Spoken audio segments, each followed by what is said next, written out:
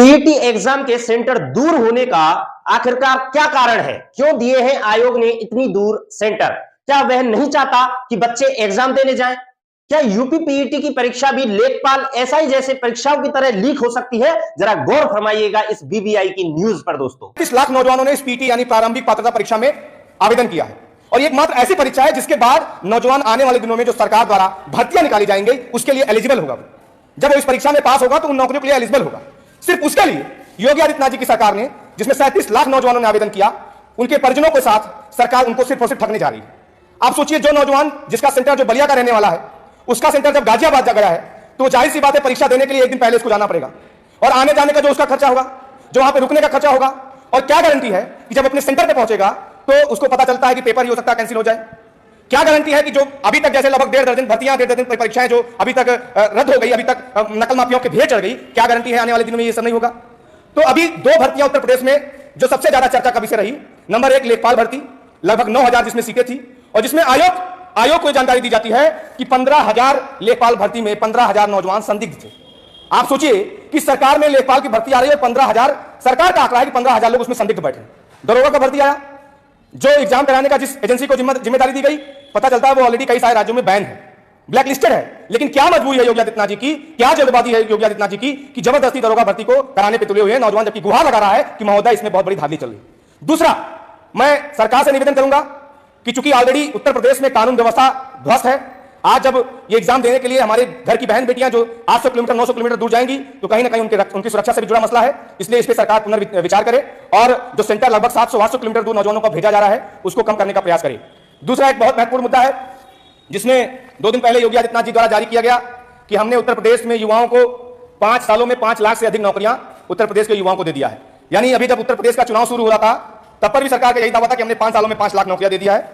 अब उसकी सच्चाई हम लोगों ने बारी बारी से बताया कि चाहे वह शिक्षक भर्ती का मसला हो, चाहे दरोगा भर्ती का मसला हो, चाहे यूपी SSS के तहत आने वाली भर्तियों का मसला हो, आज सारी की सारी भर्तियां अधर में लटकी हुई हैं, नौजवान कोर्ट कचहरी का सिर्फ धक्का खा रहा है। दूसरा, इसमें एक लाइन लिखा गया है कि 1.61 करोड़ यानी 1 करोड़ 61 लाख नौकरी योगी आदित्यनाथ जी की सरकार में निजी क्षेत्रों में दे दी गई है। निजी क्षेत्र का मतलब क्या है?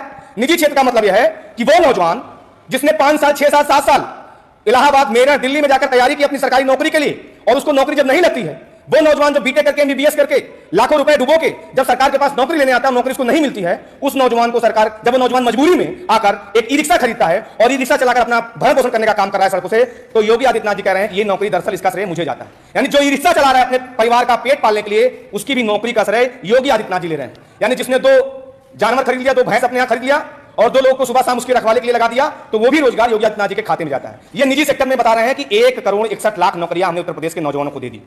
अभी जब सरकार बनी तो योगी आदित्यनाथ जी की तरफ से एक बुलेटिन जारी हुआ और उसमें कहा गया कि हमने 100 दिनों में 10,000 नौकरियां दे दी हैं। अब मुझे लगता है सरकार को बने 200 दिन हो गया होगा, तो जाहिर सी बात है योगी आदित्यनाथ जी ने 10,000 और नौकरियां दे दी होगी। तो ये जो आंकड़ा 5 लाख का है, मुझे लगता है कि सरकार से कोई गलती हुई है। 5,20,000 नौकरियां योगी आदित्यनाथ जी ने दी है।